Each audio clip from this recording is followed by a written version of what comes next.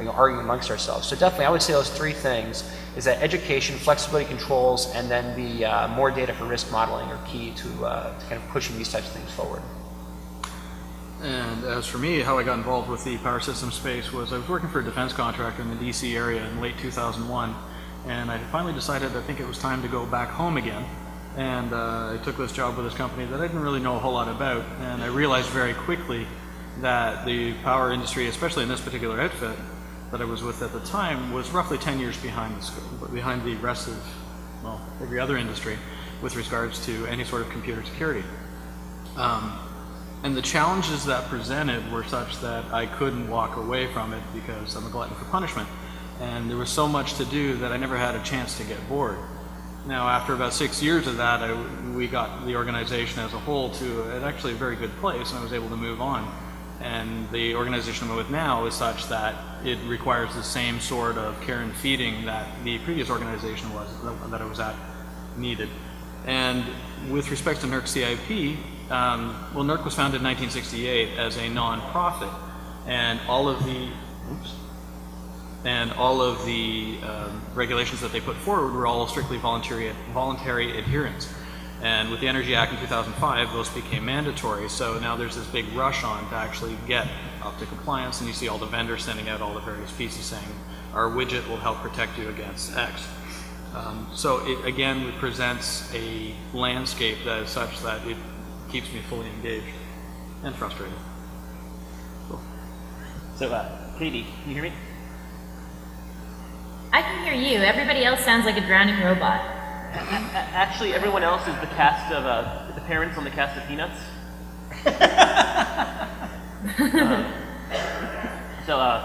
Yesterday when you and I were talking, you were filling me in some of the more crazy politics stuff that was going on in terms of how things actually happen in ISO.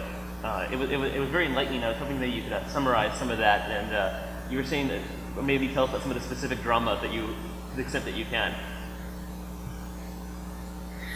Well, the drama is actually still ongoing.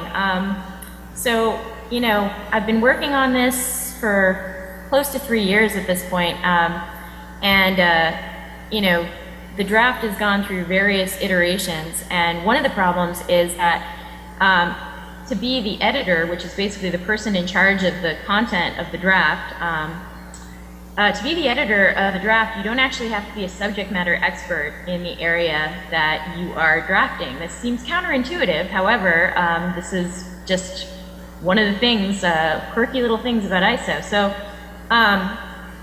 as a result, you know, there's a working group that's comprised of experts and from various national bodies, and then there's the editor, and the editor it sort of is in charge of, you know, running the working group and gathering all, you know, gathering all the input from the experts. And sometimes these discussions get really heated, especially when you're dealing with somebody who isn't familiar with the subject.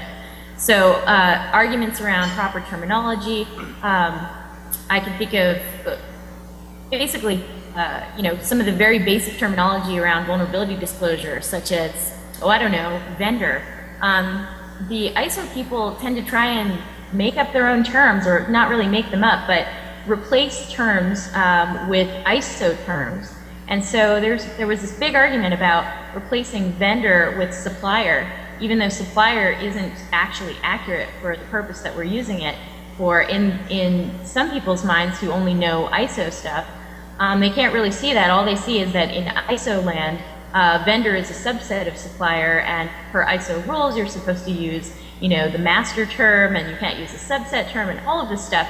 So we get into, you know, quite heated arguments. And then we also get into heated arguments about scope. And it was during one of these particular arguments that I ended up, you know, getting pretty hot around the collar and decided that it would be best if I just recused myself from that editing session before I started throwing water bottles at people. So I closed up my laptop and I walked out. This was 2 days ago. So I walked out for a few hours, and then I came back and did, you know, my formal proper ISO thing of reporting on what U.S. national body felt was the status and the progress of the draft, and all of these things, you know, and there are liaison statements and all kinds of, you know, weird ISO lingo and processes, but, you know, it got pretty crazy. Further, I mean, you argue for hours and hours, you know, you kind of very trickle down, you go in these logical, you know, crazy circles, and then at the end of the day, you take each other aside and you make little backroom deals, like, well, okay, if you give me this, then I'll give you that, or you give me this and I'll give you that, and it's just completely, you know, at the end of the day, it's about playing by the rules to your advantage, playing the game, and making your deals and your alliances. So that's kind of how it works, and we wonder why these things come out and they look like they do. Thanks. So, Mike, you were saying, we were talking the other week, and you were telling me that, like with PCI, there's very heavily vendor influence in terms of what gets put in place, what doesn't get put in place, and can you tell us a little more about that? Because that was rather startling to me. Yeah, I'll try to stay as sanitized as possible with this conversation. I mean, the standard itself is not really heavily vendor participated, right? But what the industry is constantly looking for is for clarification in different areas. And so what happened is they formed special interest groups or special working groups, basically, to provide further clarification in certain areas. So we have them around, the council has them around wireless, scoping, segmentation, virtualization, all these different types of things. And you know, what better, you know, if I was thinking of forming a group like this, what better groups to pull from than those that are actively working in the industry? And so you get vendors from a whole swath of the industry, right? And I'm sure that Katie probably experiences this as well. She's participating, you know, on a working group as well. The difficulty, of course, is the conversations that happen internally to those groups, right? And you know, these types of things in terms of taxonomy or terminology differences, these are happening all the time. And I actually think that you know, what it comes down to is if you are going to engage vendors in the community, it's important to engage as many as possible so that one doesn't have a type of dominant interest over the other. You know, and then beyond that, it's difficult because, again, the whole panel is too many cooks in the kitchen. So I see many times these special interest groups have quite literally too many cooks in the kitchen trying to define the word "the" or define the word, you know, whatever it might be, and it becomes difficult.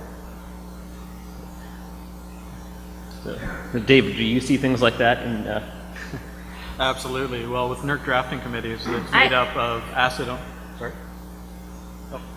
With the NERC drafting committee, it's made up of asset owners from across the industry, and by and large, there are a few security people that are involved in these draft meetings, but they tend not to be.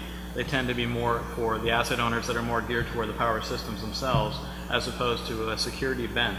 So then you have that sort of battle.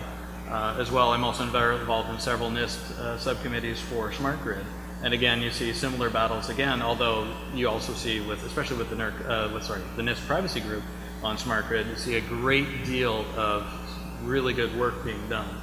So, I mean, there are checks and balances along the way, but yeah, there tend to be an overabundance of opinions that tend to drown each other out, and the more people get involved, the more of a sane playing field you can get. It doesn't always work out that way, but.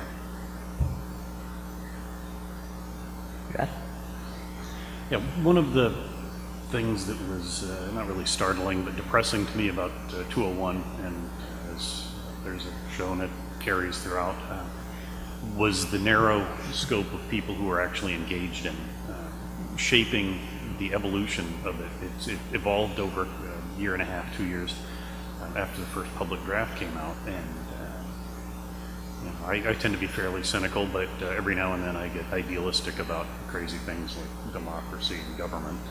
It doesn't take long to be reeled back in, but what happened here in Massachusetts was there were public hearings, and I thought, hey, great, public hearings, let's see when they are.